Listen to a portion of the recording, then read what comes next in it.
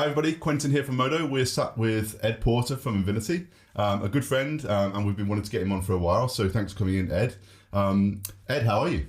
I'm very well. I'm on day 2 of the Solar and Storage Conference, so I'm feeling, I'd say, 50% exhausted. It's good. So we've got 3 days, so by tomorrow you're probably going to be at 0. Yeah. Oh, 100%. 100% exhausted, and then Thursday is a lighter day. Yeah. Ed, want to get straight to it. You know a lot about batteries, flow batteries, and your experience in dispatchable power, so peakers, across the whole energy landscape. So if you want to start, can you just tell us a little bit more about where you've worked up until now and what you've seen? And then we're going to talk loads about flow batteries today. But yeah, before we talk about flow batteries, where have you been before this? And what do you know? What do I know? Yeah, great question. Don't ask my team. The answer might be not very much. But my kind of career to date, I think, tracks a little bit of what the energy industry's done. So I started off at RWE on their graduate scheme. So I would have been looking at things like Abathor, a coal-based generation within RWE, and then moving through that, going from RWE, looking at things like CMA and EMR back in 2012. Then moved to Gazprom Marketing Trading, which is much more of a gas and power type thing. So you're moving from coal to gas, and then from Gazprom, a complete change to what was then redT Energy and is now Invinity Energy Systems, looking at flow batteries. And so I think quite nicely sort of does the transition that we're all looking at in terms of coal to gas to future net zero tech. So that's my history in a nutshell. I'll see you right at the other end now. Absolutely. I think coal. It's still coal power stations are a pretty incredible technology. Yeah.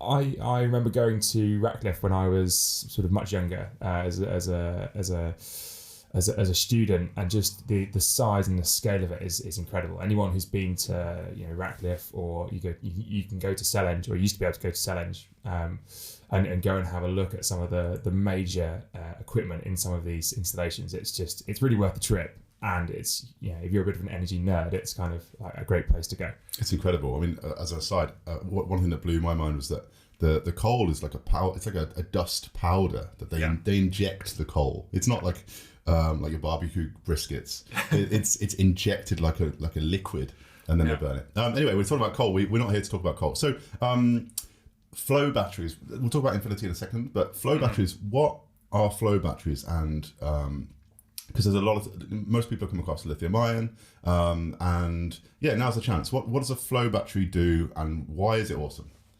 Yeah, so flow batteries. the reason why a flow battery is interesting is because what we are using within the flow battery is vanadium, and vanadium dissolved in a liquid.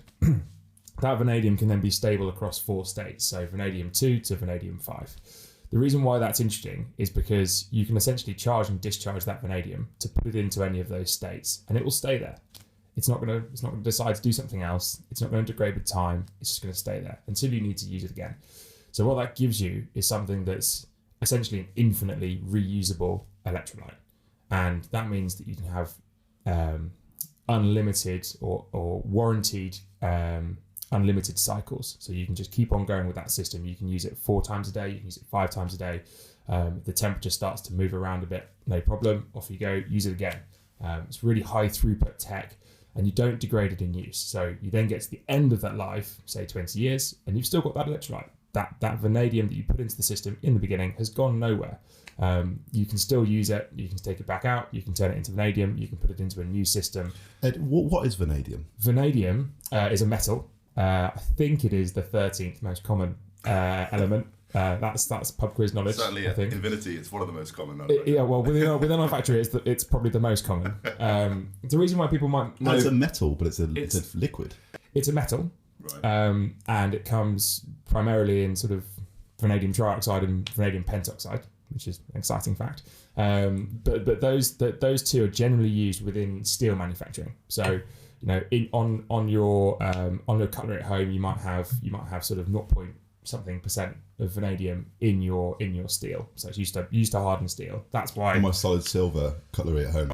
Sorry, I forgot you have solid silver cutlery at home. Yeah. So you won't have any, but for those, you know, those listening in a more normal kitchen. So anyway, it's primarily used in steel, and it is mined sort of pretty much all over the world. Vanadium is not really used at scale in flow batteries today, but obviously it's something that the industry is quite excited about, and so you see people like the Bushvelds, the Largos, the Glencores of this world, who do mine it, or always very interested in kind of what's happening in the market, because they would love to see vanadium flow batteries kind of be a bigger portion of energy storage. So just take a step back here. So vanadium flow batteries are big energy storage systems, just like these containers full of lithium-ion batteries. I'm not going to do all the comparisons to lithium-ion, but a lot of the guys watching this will be used to that. So it's batteries in containers. It's just a different type of battery that has some benefits over other types of batteries, and obviously some cons too, which we'll talk about later. But to frame this, we're still talking about grid-connected energy storage. How big are these systems? So, yes, we're still talking about grid-connected energy storage systems. We are also talking about sort of behind-the-meter energy storage systems. So, a typical 20-foot container for us is 78 kilowatts, 220 kilowatt hours. So that is that's just your standard 20-foot container. That's not high cubed, and then you can stack that. So you can stack that to 2 high. And by the way, 20 foot is about half the size of a lot of the traditional containers folks see in UK, right? Yeah. So we need to double those numbers to People will be familiar with the 40-foot shipping containers, and then having seen a few lithium sites, kind of what you then see is you'll see sort of the PCS, or you'll see the HVAC kind of stuck on the end of that. So you'll see a 40-foot plus for the lithium installations. Nice things about vanadium flow. So we talked about the non-degradation in cycling. That's a really important thing, and it also means you have just to be there, zero degradation. Zero degradation. It's completely stable in from 2 to 5 in terms of its state of charge, and you just don't degrade it in use. So that electrolyte is as good at 20 years as at 0 years. So the cost of a cycle doesn't include any degradation. It's only the other costs. Yes. Right. Okay. Cool. So you have that warranty, that warranty of unlimited cycles. That's really important, and you have this end of life value that is fundamentally different to lithium. We could talk about lithium recycling, but I think that's a sort of a tangent maybe. And then the other sides of it are that because it is dissolved in the liquid and that liquid is non-flammable, you don't have thermal runaway risk, which is a change from your lithium systems that you'd be familiar with. We are an electrochemical battery, so we've been doing FFR since 2019. So you can do all the way down to because everyone second. Always talks about flow, like flow is long duration and lithium is for frequency response, right? Yeah. And of course, and so it sounds like that's not the case. So where have you been doing FFR? We've been doing FFR on a CNI site in the south of England. That's been working away. Is that an Invinity one or redT one? That was a redT system. It was actually a Gen 2 system, we went through a merger. We were on our Gen 3 system, and the people we merged with were also kind of on Gen 3 system. And our next system, adding Gen 3 to Gen 3, has ended up with us calling our next thing a VS3, which is also what's a Gen 3? A Generation 3. Okay. Generation. So it's kind of like you had 2 versions before this one. Okay, let's talk about so you were at redT. Yes.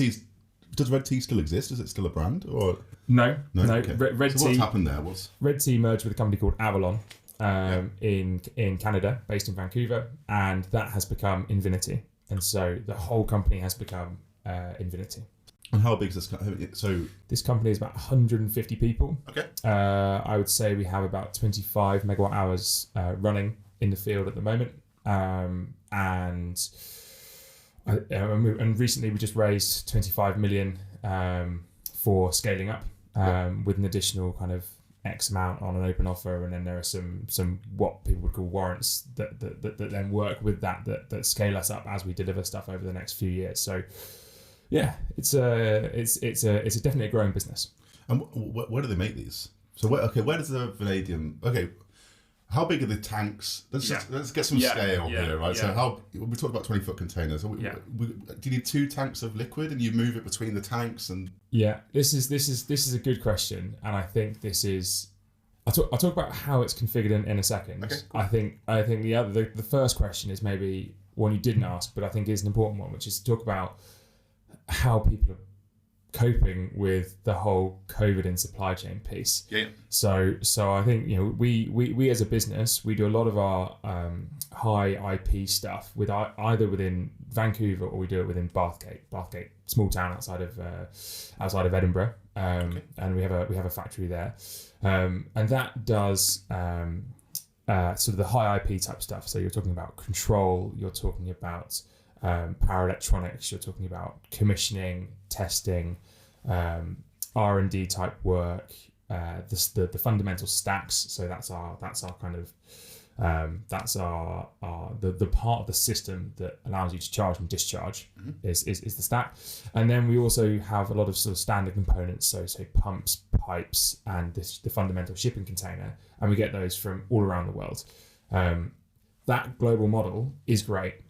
And then COVID comes along, and it turns out it's really hard to do some of that stuff within the last year. So I have a great admiration for the people who have worked in supply chain over the last year. I don't think there's been anything like it. I think they have dealt with a sort of once in a lifetime problem, and the fact that we as a business, but also many others, are able to come out and say, hey, we actually delivered something within this time when there weren't shipping containers and boats were getting cancelled.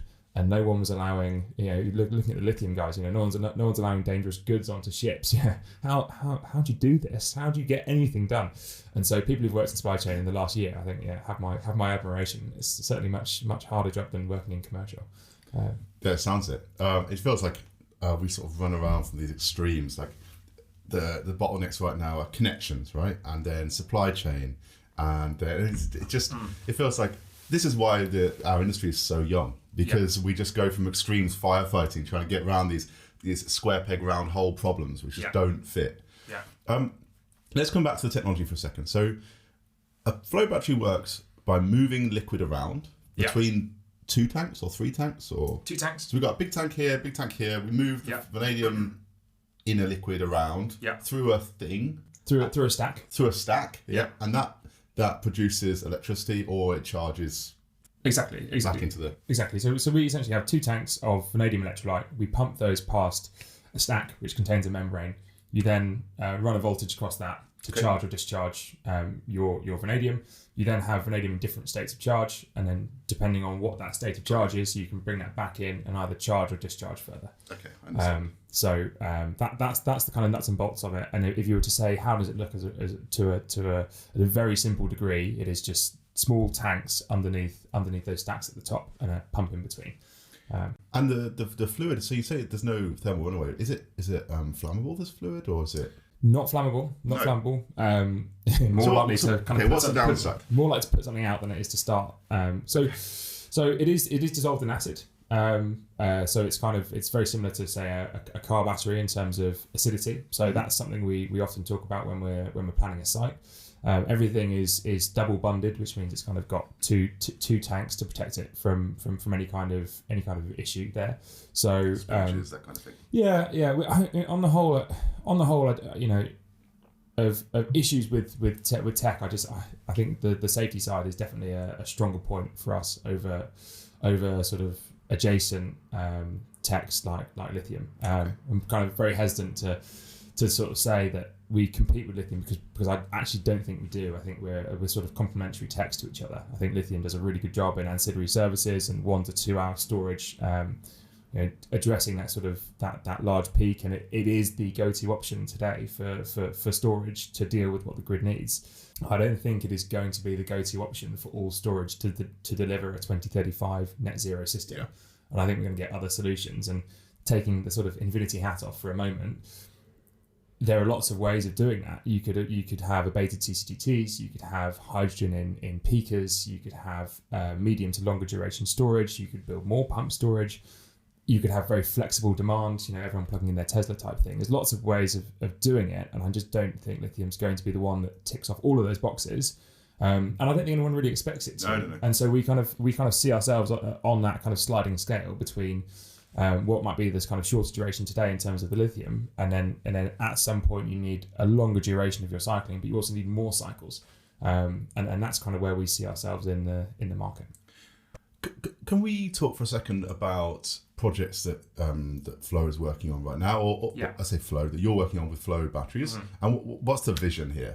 How ready is this technology? Are we ready to deploy it at scale? And orders are now coming in for this kind of technology. People are putting their money where their mouth is, which is great. What does the next 10 years look like? Yeah, there's a lot of questions there. Yeah. That's a real. That was a buy one get one free, wasn't it? So what are we doing today? So we have just delivered the last systems to Energy Super Hub Oxford, which is a project with Pivot Power that became EDF. They still are Pivot Power, but now they're owned by EDF. That's a really exciting project. That is a 50 megawatt grid connection that has. They've split that 50 megawatts between a lithium system and a 2 megawatt, 5 megawatt hour flow system that's on site. So that for us was a great chance to demonstrate our technology. It was all funded by Innovate and the PIFA grant that was 2018, 2019. Yep. And that's been a really, really good opportunity to kind of put tech on the ground and show what it can do. And that will go into the balancing mechanism, that will go into wholesale markets. 2 years ago, I would have said that's going to go into FFR and it's going to do some clever things with the lithium. But the way FFR is going in terms of DC, DR, DM, I think there's now a much more appropriate market for Flow in terms of DR. Looks to be a pre-fault mechanism that's demanding high throughput with a longer duration. It sounds very much like what Flow would like to do. So just to comment on that, it's probably worth anyone who's watching, there's some awesome media, photos, all sorts about that project. It's been really well covered. And we'll put some links in the comments, but do check it out. There's some very pretty looking batteries there. Absolutely. And I've got loads on my phone. So as long as I send you the right ones and you don't get lots of dog pictures, then then you'll have some good content for the website. Okay, brilliant. I also, as a tangent, I have some good. I was talking about the vanadium in its dissolved state. I've got some good photos of that as well.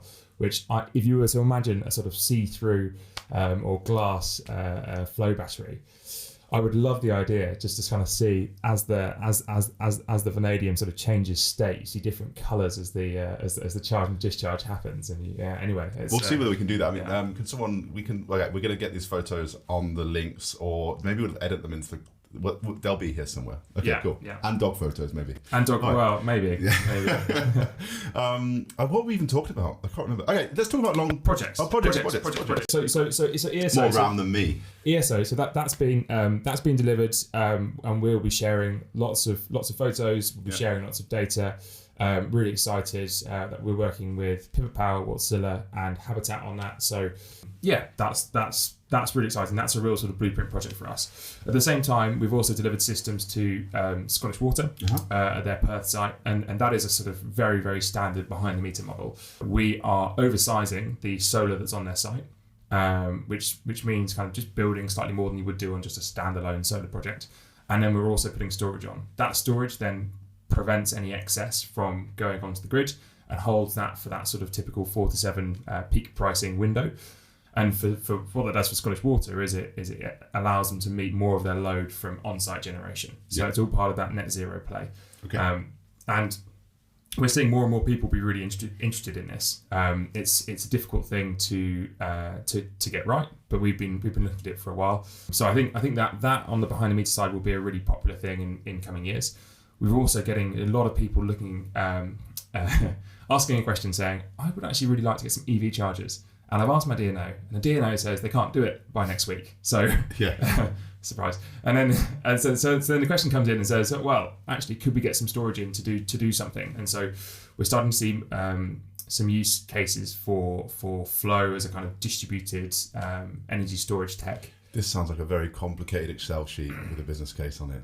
It's hard enough to build a business case, but I'm sure perhaps it works, and perhaps it's brilliant. Yeah. I just wouldn't want to be the guy who's putting the case together. Yeah, and this is I suppose that's the interesting part of this, right? Is that if I talk to my parents about what energy storage does, ultimately it just sort of takes the renewables and shifts it to somewhere else. And it's just very, very simple stuff. And then you talk to anyone who's been in the industry for a while, and they tell you about the sort of 27, 28 ancillary service streams plus the others that are coming, and then the day ahead, OTC day ahead, 200-day markets, and then maybe put it into the balancing mechanism, and then the XL model starts to fail somewhat. So I think you can get sort of bogged down in the complexity of it.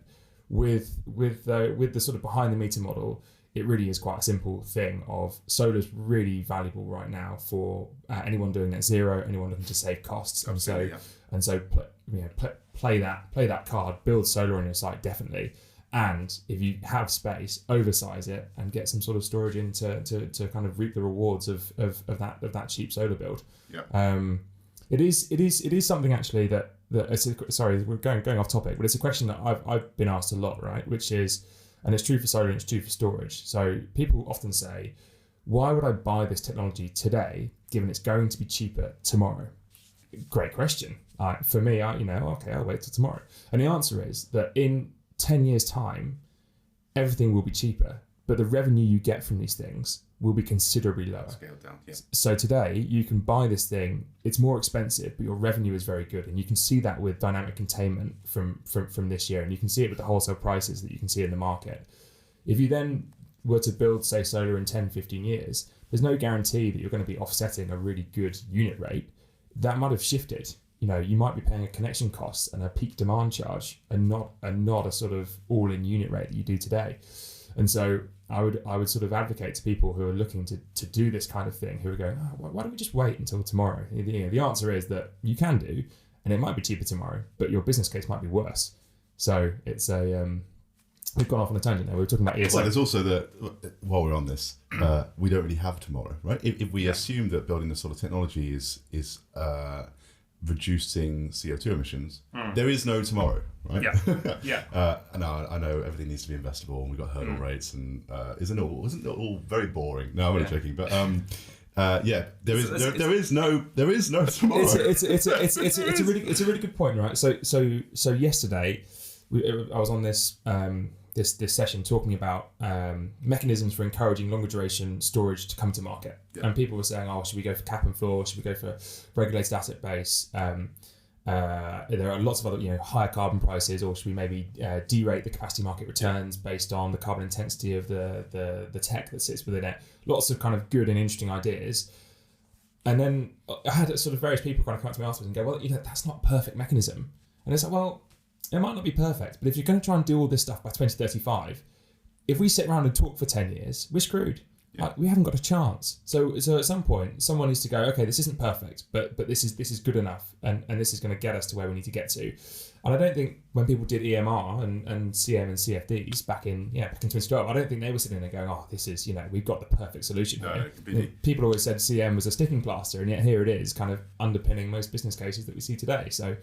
And we are definitely going off on a tangent now, but fortune favours the brave, because the folks who built energy storage in 2016, 2017, who couldn't make it add up really on an Excel sheet, but believed in the macro picture, believed in flexibility, believed in the idea of being able to dispatch whenever you want. Those folks have already made pretty good money, right? I heard a lot of people saying, just if only there was a leaderboard that could show me how well everyone was doing. Yeah, I wish everyone would plug us just like this on the pocket. Okay, right. So let's come back to what we're talking about. So longer duration storage. Yeah. At the moment, what does longer duration storage mean? Like, how long is longer duration? And is there a market for longer duration storage? And what's going to happen? Yeah. Because you watch this very closely, I'm sure. Yeah, good question. So the definition of long/longer duration storage is an interesting one. So I think long duration storage, genuinely long duration storage, is probably you're talking interweek. You might be talking seasonal. You might be talking, you're trying to address. I think fundamentally you're trying to address the heating imbalance between seasons, and you're trying to address the problems that come with having wind cycles. So your wind cycle might be, say, 1 to 4 weeks. So you're trying to get around those issues. Longer duration storage is anything longer than gets built commercially in the market today. Now, I think Bayes is minded to position for defining what storage means is anything longer than 4 hours. But that is probably reasonably fair for something that is longer than what is being built today. Most lithium systems you're seeing are sort of 1 to 2, possibly 2.5, but I don't think anyone's really building beyond that.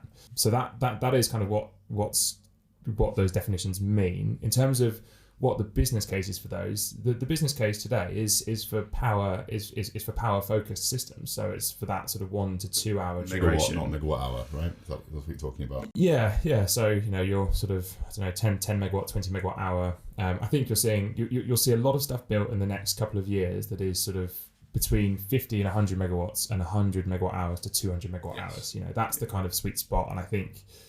Just talking to people who've been at solar and storage, there's definitely a big chunk of people who are seeing a huge number of those projects being built. So that's good. Flying the flag for net zero and transition. It's just great to see it happening. Is there a business case beyond that in today's market?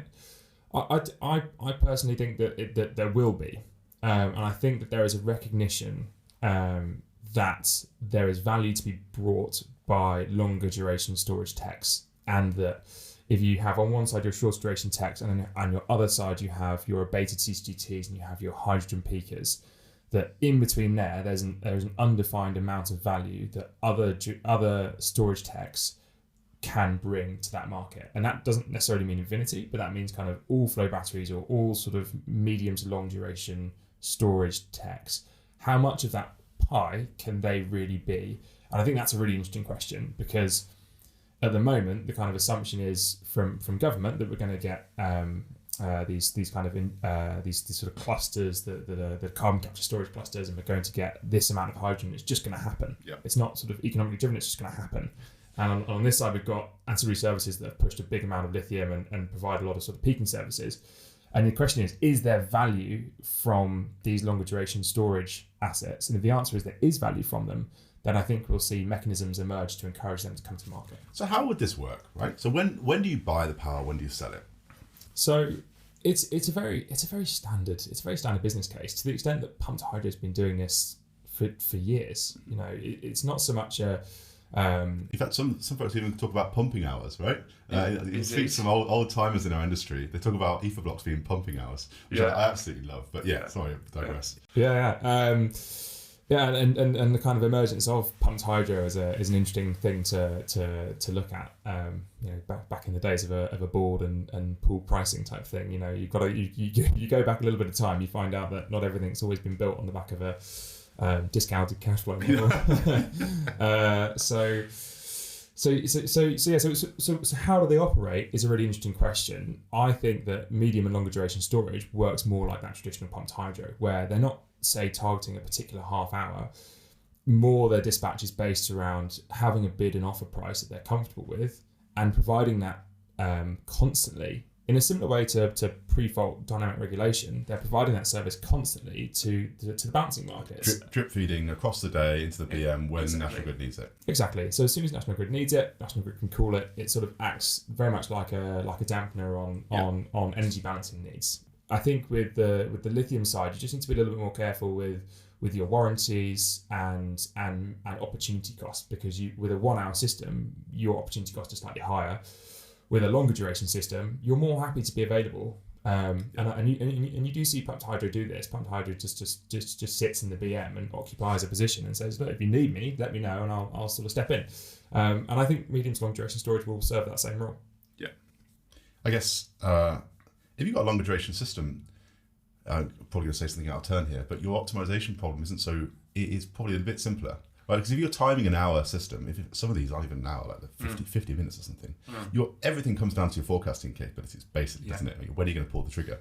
And you miss the peak, and technically you're in big trouble, especially when you're working on behalf of an investor who is going to point a finger at you if you get it slightly wrong, which I feel really bad. Well, the optimizers in this world have got a very difficult job right now.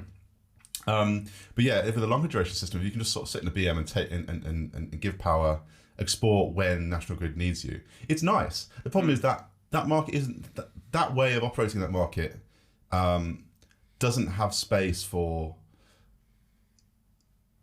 I'm hesitant to put a number on it, but it's not that big a market, right? It's gigawatts, but it's not tens and tens of gigawatts. Yeah, I think that's a really interesting thing, right? So we talk about say lithium and sort of short duration storage being sort of making massive strides, and we talk about it going to say being a 2 gigawatt, 4 gigawatt hour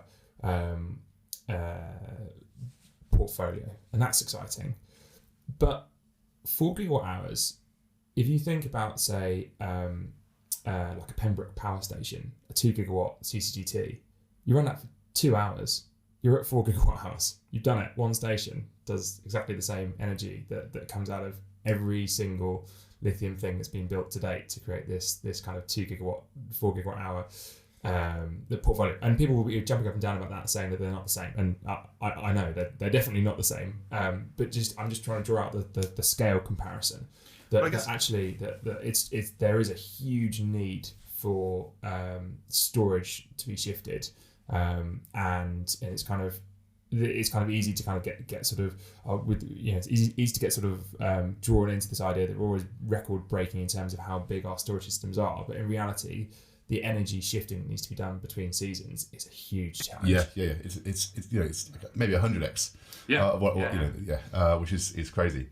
Okay, I want to talk for a second about building flow batteries. Okay. So, how does one build a flow battery? I am a developer. Let's start. I own some land. I know I've got a grid connection. I'm probably one of the few people out there right now. Yeah. This is not me personally, but hypothetically, I'm a person who does this, and I'm thinking about energy storage. And I'm thinking about flow. Mm-hmm. How do I go about building that? I guess I need to get planning permission. Do I get a different type of planning permission? Do I need a different type of grid connection? Do I have to go to different types of investors? How would it work for me, Joe Bloggs, who wants to make this happen?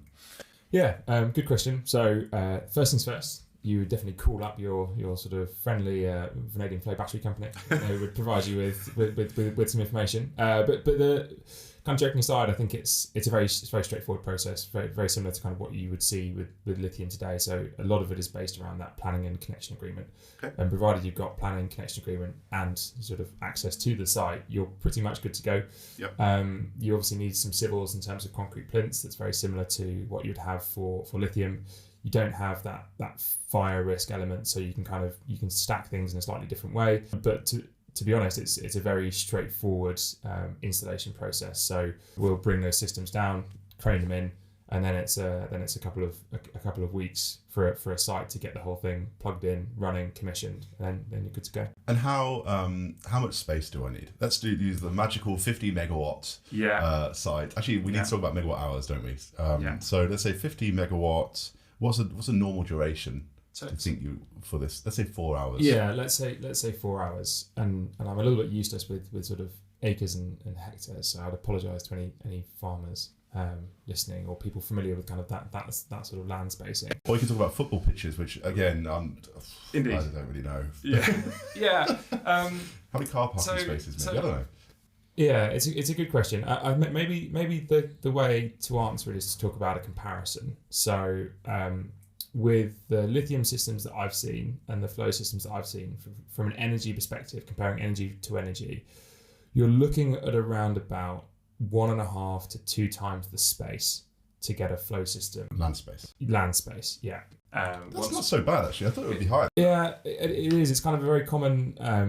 It's kind of a very common thing to be sort of talked about, and I think part of the reason is because if you buy your best lithium cell and you liquid cool it, or you have it in your phone or your laptop, and you compare that to an all-in installation of flow, you go, oh god, this looks like it's so much more energy dense. But in reality, the lithium sites, like all power sites, have sort of the rules and regulations of how they can be set up, how they should be structured, and so you do end up at around about that sort of 1.5 to 2% sort of size of because you need to put space between you need air between things, and you still need to balance the plants. You need to get forklifts in and all that stuff. Yeah, exactly. So we do find that's a problem. Let's say you wanted to do something within central London. I personally, I don't think that's where you're going to see flow batteries deployed. I'm sat on 100 acres in central London. Yeah. I wouldn't know what to do with it. I'd recommend building a palace and leaving the royals in. But it's kind of we do see space constraints as a problem. The flip side to that is the kind of lack of the lack of kind of thermal runaway, and so where sometimes you have where space is a premium, but they are concerned about that sort of safety side, then flow can be a very nice fit into those applications. So it really does sort of come on a case by case basis. it is probably a good time to talk about the kind of other systems out there. And you do have a kind of, like Invinity don't stand alone in the kind of flow battery space. There's lots of other people out there with lots of other solutions. I think we are quite energy dense when it comes to flow. Some other manufacturers out there with different techs, so non-vanadium techs, have much bigger space requirements. Oh, because there's other flow batteries out there other than Invinity, right? Exactly, and so there's kind of zinc bromide, molten salt, iron flow. There's kind of lots of other ways of doing it. And the nice thing with vanadium is that you have everything is vanadium, so you don't get any kind of crossover, and it's all completely stable, so you don't get any kind of degradation. Other techs, there are sort of differences within that. But there's also a difference on energy density, and so some of the numbers we've seen today around some of these really big build outs that in the US have raised a huge amount of money.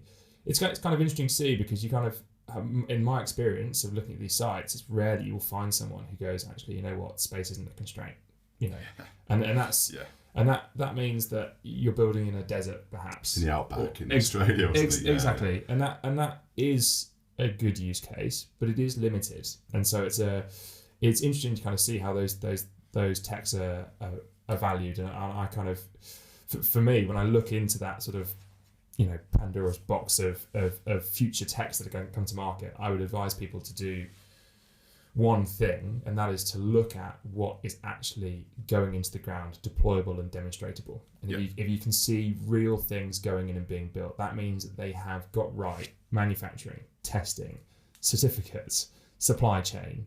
They've got directors who are familiar with the process of getting this stuff on the ground, and they have done it, and they have done the transportation, they've done the commissioning. This whole amazing.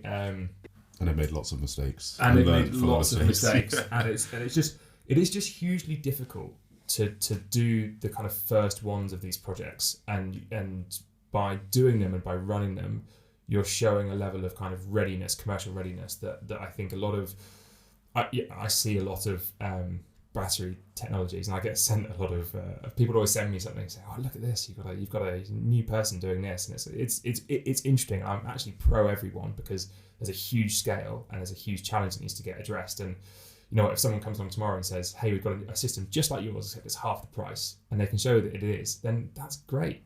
Like, let's go and do it. Let's go and push it, and we can do sort of net zero in a quicker way. I'm all for that, but there is a kind of, right now, look at the systems that are being built, see how well they're working. That's a really good indicator of how ready that business is to actually deliver something for you. Okay. 2 more questions, and I know both are going to be close to your heart. So number 1, this is a bit of a naughty question, but okay. So is flow the silver bullet for dispatchable solar? Ooh, so good question. We are actually doing a DC coupled 2 megawatt, 8 megawatt hour solar and flow system in Australia. What do you mean by DC coupled? For the folks, at home? Is anybody watching this at home? Wherever you're watching this. Yeah, on your Friday dinner with your fish and chips. Yeah. I don't think so. I think that so DC coupled means that easy to talk about the other way around. So AC coupled is your standard configuration. So that is an inverter per piece of power electronics that you've got per storage thing you have. You then connect everything up on an AC line, and then you run it through your transformer and put it into your grid. Kind of a setup that we're all quite familiar with. DC is a much perhaps more complicated thing, but you don't run through that inverter. So your DC power that you have at your battery storage, you are running directly into your other thing. So in this case, your other thing is PV. So PV, you take your DC from your PV, you run that directly into your flow battery, and then the combination of those two goes through an inverter. So your solar panels generate power, you send that power straight to your battery, and it doesn't go through the inverter into a grid. You do that before, all behind the inverter. So the idea is you get more efficient. Exactly. So your typical inverter might be 95 to 97% efficient. And if you're going from your solar to your storage, back through your inverter to go to your grid, you're losing 5 to 8% of your round trip on that. Okay. So I took us on a tangent there, but I'm just trying to avoid us. We talk about things like everybody knows it and maybe they don't. So all right, so we've got a project out in Australia, in South Australia, and that'll be going in next year. That's DC coupled. And the reason why I mention it is because we use that as a good example of dispatchable solar. So it is very possible to use flow batteries as a way of firming up your solar. And South Australia is a great market for that because they have a huge amount of solar, both rooftop and ground mount. So in the middle of the day, power prices are really low because there's loads of solar and there's loads of sun because you're in Australia. Exactly. And so the idea is you put a battery on it and you can dispatch that power, you can sell it back to the grid when everybody actually needs it, which is at night when it's cold. And you can displace coal. And you can displace, which is a big problem. Which is that's really, you're building solar to displace coal. And if you're building solar to displace solar, then it's not so useful. If you're building solar to displace coal, that's what we're all here for. So to answer your question, is it a silver bullet? No. Oh no. I'm sorry. I'm sorry. I should have said yes. Was the answer yes? It's a bit of a clickbait question, but sorry. I think the answer is no because I wouldn't want it to kind of sit with one technology to be described as a silver bullet. I think we need to take a portfolio approach to this. I think the silver bullet to getting dispatchable solar is to make sure that all of these companies looking at storage technology or flexibility, low carbon flexibility technologies are all appropriately funded and get a chance to build out demonstration and build out scale and show what they're capable of doing. That's the silver bullet. The technologies themselves, I've got full confidence that they work from an engineering perspective. It's just whether they can get over that sort of commercial chasm as such. It's kind of that, you go through your technology readiness levels and then how do you get into being really commercially deployed and the assistance to kind of get through that. Very much like Tesla's done in the last few years. That's the silver bullet, the support that they've received to get to become this kind of leading agent in kind of the EV world. Okay, and all right. So I just want to talk about grid connections for a second. Yes, I love grid connections. Yeah, I know you love grid connections, and we didn't really have time to talk about this properly before. So what's the idea here? You mentioned when we spoke about using storage to make the best of your grid connection. Yeah. And what do you mean by that? And what's the problem? Yeah. How big is the problem in the UK right now? Yeah. So to set the scene, and I'm going to borrow some figures from Aurora, other consultancies are available, and today we have grid connections sort of 110 gigawatts. That's sort of roughly right. To do the sort of 2035 net zero, we probably need to add something like 80 to 100 gigawatts of additional grid connections on top of that. To do the 2050 net zero, we probably need to get to somewhere around 300 gigawatts of grid connections. Oh man! So we're talking, exactly. So we're talking about every sort of grid connection that we've ever done. Huge. We're gonna not only double it, but then we're gonna do that again. Really fast. Yeah, and we're gonna do that all in 30 years. And if you think about the kind of nature of where those things are going, some of them are going offshore, okay, but there's also going to be a number of sites that are going to be built in the UK. I think one of the really valuable things that people hold today are grid connections. And so, and obviously from those stats, you can kind of see why. I think one of the things that we're not yet thinking about is how do you kind of squeeze the most out of that grid connection. So if you think about a standard solar site, you've got something that's sort of 10 to 15% load factor, maybe slightly more, maybe you've oversized it and you're getting a bit more through it. Because at night there's no solar and therefore you're not really using a grid connection. Exactly. And so I think you'll start to see business cases or business models where people say, actually, what's becoming really expensive is to get this grid connection, even in this kind of minded to position of kind of shallow grid connection costs that appears to be coming. But there is a world where those grid connections, I think, are going to become a very valuable thing, and the greater utilization of the existing grid connections is also going to be useful. And what that leads to is co-location. So do you want to put things onto sites that are effectively or relatively underutilizing their grid connection point? So e.g. solar. Could you put solar and storage together? I think that works quite nicely. So you get more bang for your buck for the size of the pipe that you're paying for. What's funny is these companies, DNOs particularly, but also national National Grid, when they're deciding whether to offer you a grid connection when you put your application in, their job is to keep the lights on, right? Yeah. And to not have blackouts. And so therefore they are looking at across a 24-hour day, what could you do with that site? And therefore we're going to decide whether to give you a grid connection based on what you could do. Everything's worst case scenario. Yeah. Which means we have this very inefficient system that is poorly optimized. So what I really like about this idea is that it turns the how do we solve the net zero thing from a grid perspective into a how do we optimize the existing infrastructure rather than how do we get more overhead lines and transformers and copper into the ground, which is basically the only solution if you want that much.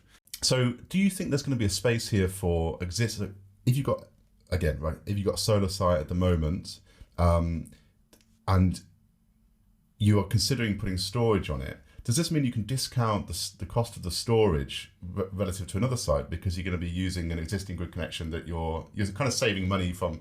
Is this robbing Peter to pay Paul? I haven't really thought this through. Or is this actually better for your business case?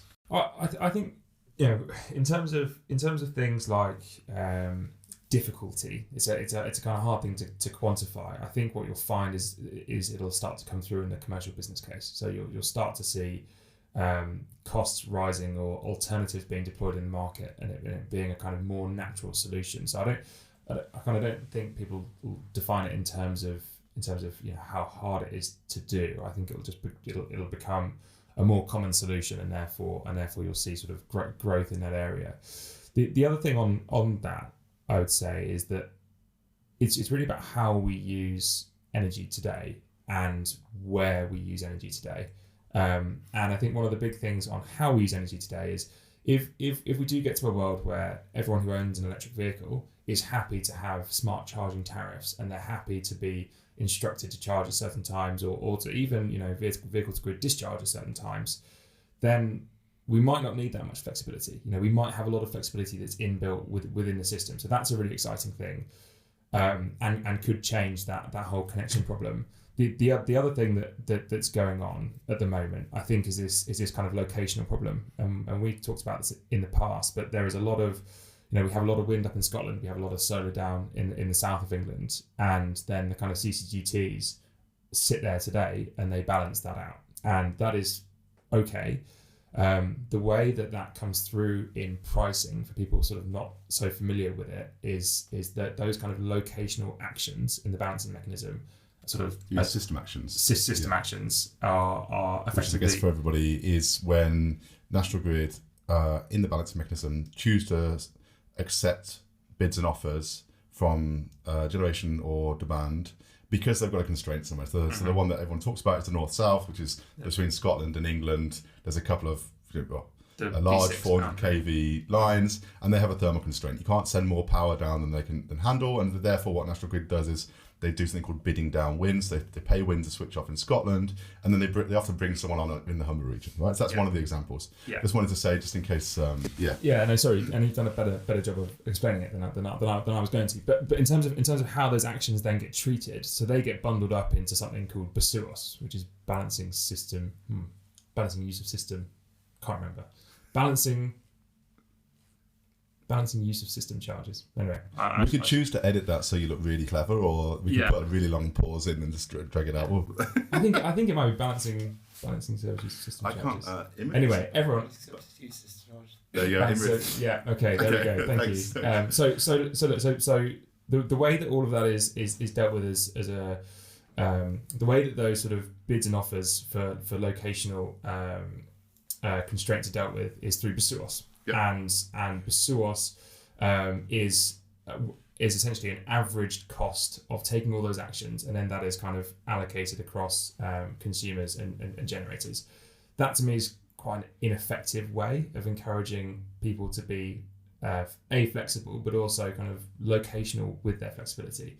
And I think there's a need to bring in more of that that locational pricing into the market, and that would allow people to place things like energy storage systems in better locations for National Grid, rather than relying on people to do locational modelling of balancing mechanism actions today, which I think is a very difficult thing to do. People are doing it, But wouldn't this all be easier if we had kind of? And you're not supposed to, right? So you're not nodal pricing in your.